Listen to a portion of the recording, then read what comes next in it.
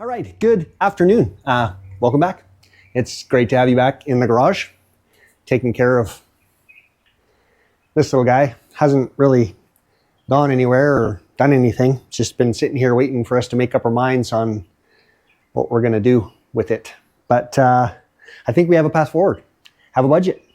So with it getting close to Christmas, I'm put on kind of restrictive buying power.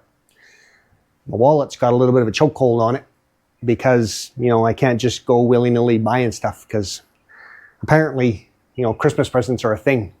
So I have to run it by the Santa Claus planning department on anything I plan to buy to make sure that Santa isn't bringing it or the like. So it's all good. It's just going to take a little bit longer to get letters back and forth, but we'll paw through it. So what we're going to do for today, we've got the frame. I still want to get a better look at that back corner. So what we're going to do is jack it up. We'll pull the back tires off. And then I want to pull out the new parts and stuff that I bought, see if we can fit those things up and what cuts we need to make on the torque boxes to get those to fit. And maybe do a little bit of a mock-up. And then I want to look at the rear shocks. And there's a specific reason for that because I don't want to go spending money on a lift kit and then not being able to get the shocks out. So I'll walk you through that detail once we get cracking. All right, now we are ready to go. So what I want to do is just get these rear tires off so we can have a better look at that frame and see what's going on. But before I get too far, I still have those tires that I tried to give away. I don't know, a few episodes ago when we launched the LJ. They're still here in the garage taking up space. Nobody wanted them. They're 33-inch by 12.5 by 20s. They're a great urban, tire. I have no use for them. So we'll try it one more time. If you want them and you live in the Houston area, just shoot me an email, lifeofadad05@gmail.com. I'll meet up with you somewhere. If you're in the surrounding area, that's fine too. And I'll gladly give them to you. If not, if I don't hear by next week, nobody wants them, I'm going to throw them on Facebook Marketplace and get rid of them. The only caveat is you need to be a subscriber. That's the only deal. It's a race to 1,000. So we only got 200 and some, so we got a long way to go. Which reminds me, subscribe, like, comment. This is hard work. It's really, I didn't need to jack that up that high. Holy, where am I going, to the moon? All right. Oh, that's why. See, and I always do stuff twice, which is at least worth a subscription and a like and a comment. I gotta get these jack stands under there. Okay, let's see where we're at.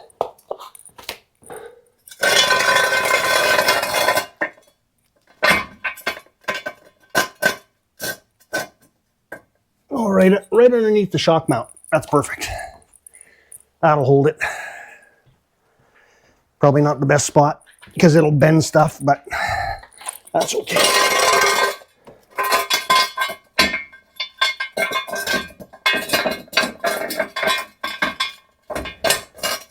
I'm definitely not worried about this side because depending on how this goes, we might be replacing that anyway. And 1, 2, 3. Perfect.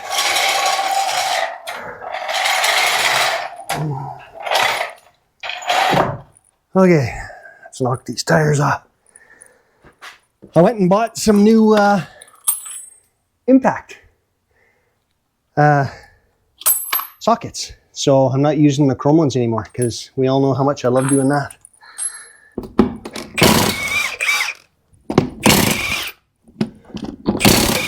I am not left-handed, but it's the way the camera is. So I'm left-handed for today. Oh yeah, they still got a little bit of life left in them. I know this all blew out and blew oil, brake fluid everywhere. And Tanya ended up stranded. She had basically put an IV of brake fluid as she drove, because every time she pushed the brakes, it would all just pee out. So, but that's good. Okay, so it looks like the spring was replaced at some point, but there's no lift on this thing. And I know that just from doing ground clearance measurements. So maybe they were just wore out and they went to a factory, because you can see all this has been replaced. Now this is important. So I don't know if you can see it. This lighting is terrible, but you see all this right here? This is actually rubberized undercoating that's on top of rust. And this is actually pretty bad news, because what happens is moisture gets in there, and then with the rubberized coating, it just basically holds it there, and then it just eats. And then eventually the rubber coating will start to let go, but not before it really takes hold. And you can see there's some, I don't know how I'm going to glue all those pieces back on, but you can definitely see there's some rust issues.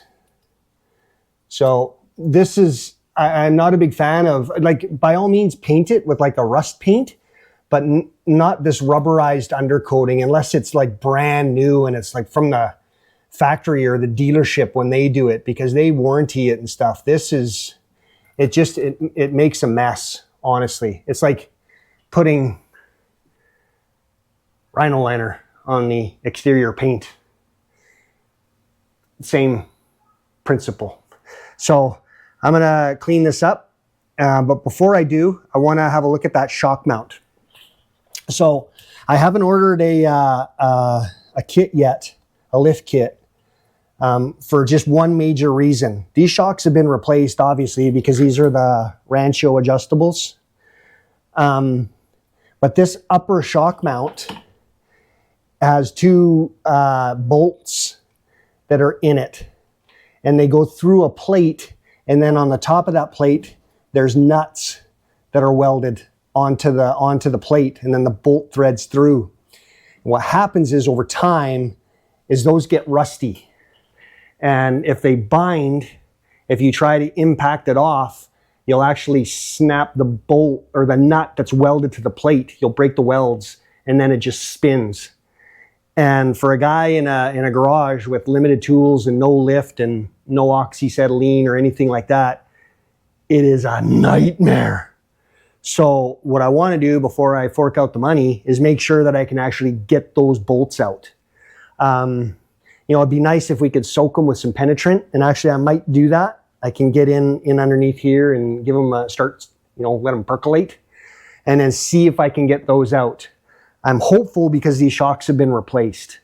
But if those nuts start spinning, then I got to take the body mounts all off and try and jack up the body off the frame and get maybe a Dremel in there and start cutting stuff out. And it's just, I've seen videos of guys doing it, and girls, and it is, it's not really a fight I want to have. So if I'm into that situation, I'm just going to pretend nothing happened and just clean everything up and put it all back together, and we'll ride the same 30-inch tires on the same no lift. So we'll see how this goes. Okay, so these are the bolts that I'm talking about. There's two of them there, one there and one there. And they go through that plate, and then they got the nut on top. So judging from this, yeah, they look relatively in decent shape, but I'm not even going to touch them right now. What I'm going to do is spray some penetrant through the top here and see if I can get those things to soak a little bit. And I'll probably even leave them overnight and then try it. And then assuming I can get them out, then I'll order the lift kit. But that won't stop us for what we're doing tonight. There's, you know, I want to get all this rust cleaned up, and then I want to pull the skid plate off and get all that down and do a rust inspection under there. So let's keep moving. Now, I don't know if I'm going to hit this or not.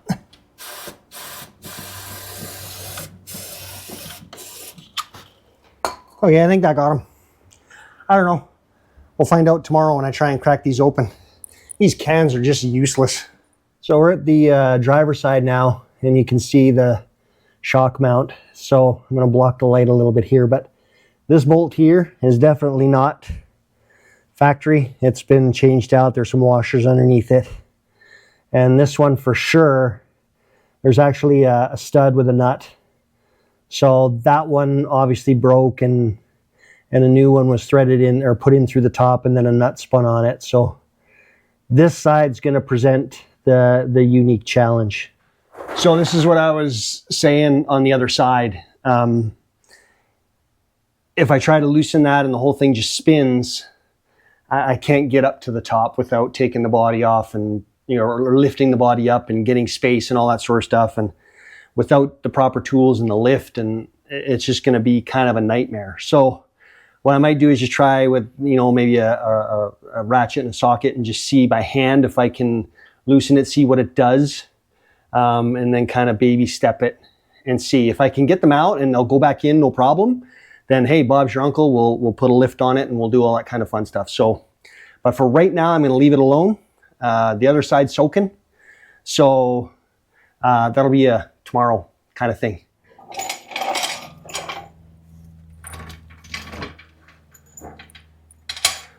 So that's good for that. So the other big worry with these is they're the same thing, except these are a nut cert. So when these are in there, if they get all rusted, they will just spin. So, and unfortunately, I don't have a side entry point into the frame rail to be able to squirt some juice in there. But now that I got one out, it might be beneficial to just shove the straw in there and try and get these other two.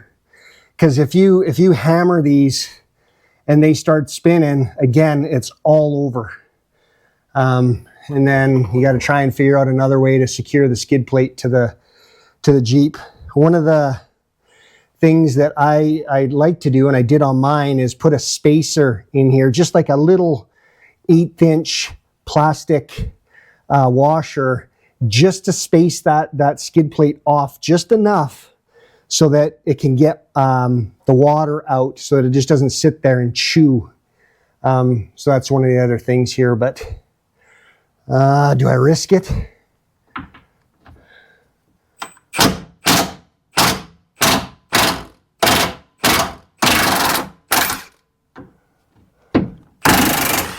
Haha, got that one too.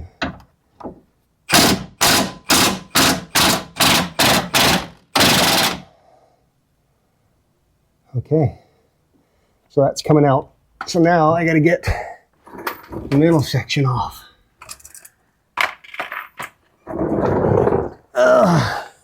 Wow, what a pain in the rear end when this Jeep does not have a lift. I'm used to doing this a lot higher up.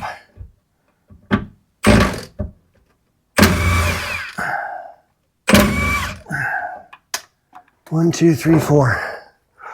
So that should be it for that.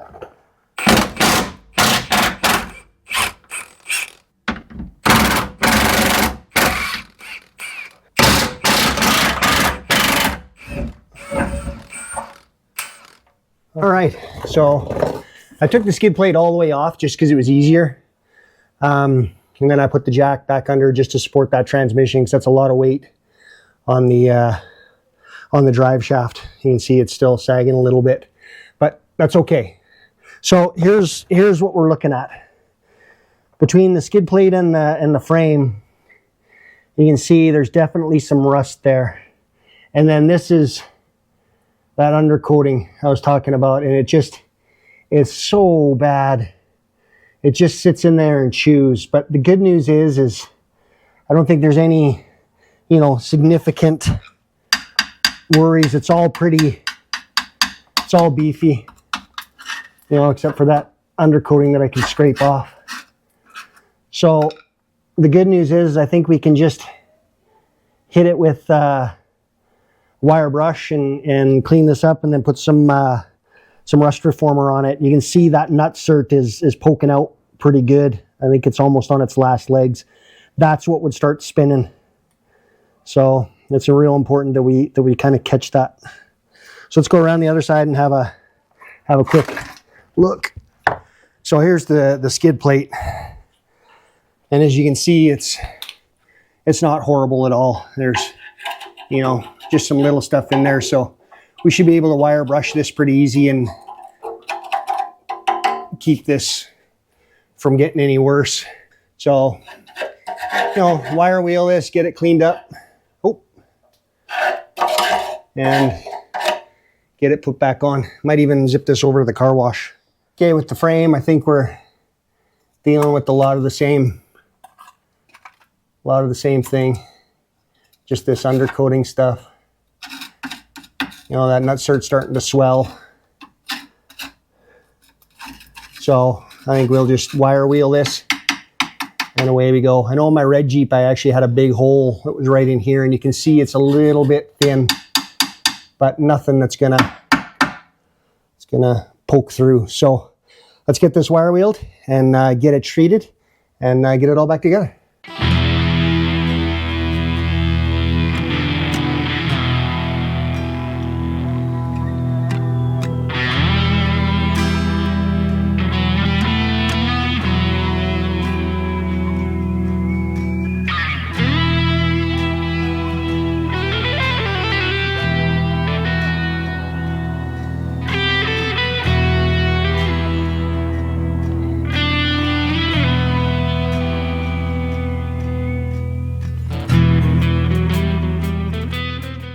Okay, well, we got pretty much all of the big stuff knocked off. Just hit it with a little bit of rust converter along the bottom there, and then we can go around and do the other side. I'm not going to really worry about the sides yet because we're going to do that after anyway. And then I'm going to go pick up some plastic washers so we can space this thing out a little bit and see if we can save this and keep it from corroding any more than it already is. So, okay, so this was the important thing, was to get this kind of cleaned up. And then what I have here is some rust reformer. So this is a just from Rust-Oleum. I just picked it up at the local hardware store, and it puts it to a paintable surface. So we can, you know, put a good coat or two of this on it, and then go after and hit it with some just rust paint, just to help seal it up a little bit. So we'll get this cleaned and ready to go.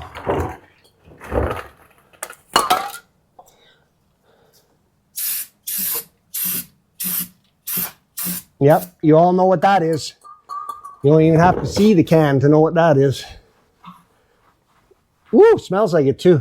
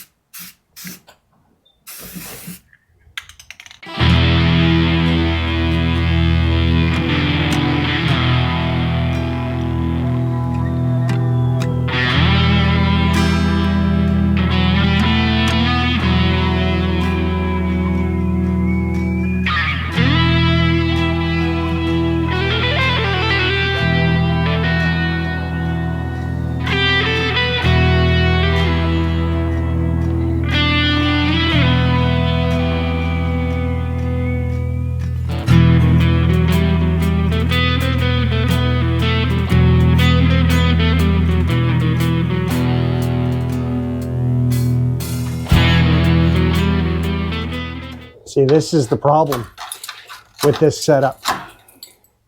So because there's no drain holes anywhere on this lower section, all of the moisture that gets into these holes just drains down and it just sits here. And you can see all that stuff that I'm chipping out of there is mud and just rust chips. And there's a whole bunch more in there. Like it's bad.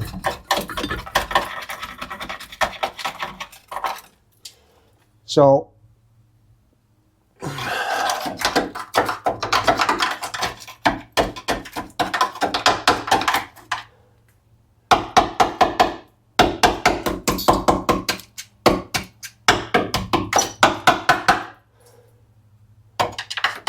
what I'm trying to do is get as much of this cleaned out and get all the damaged material out so we can see how bad this is. You can see that obviously there's a hole all the way through to the other side. You know, and then of course all the stuff that you just saw on the bottom, it's pretty beat up. Now, the question becomes, can we get creative? Because it looks like this bottom corner here, these edges are still, you know, they sound a bit hollow, but I just don't know if there's enough to weld to. So you could essentially, you know, patch this, patch the bottom, and patch the other side. Or do we just put this piece on? So this is what I bought. It's the full kit, and you can see it's got a drain hole there on the back, right on the downside there. You know, if it were me, I'd probably even put another one down here, down low. But to put this on, it requires a cut, you know, basically above this hole right here, all the way. So about 2/3 of this frame has to go away, and then all this gets cut off. The trailing arm connector all the way up to here, around the mount, and then this sleeve just slides up and then gets welded to that top third. This is what I need to figure out. So it boils down to, I do have a guy that I met here in Houston. I did some work for him. He's a welder. And, you know, it becomes into a trade work scenario. And I've already talked to him. And he said, yeah, you know, just let him know. So I think this might be a him thing. So this is obviously over my skill set. This kind of, you know, this welding this steel.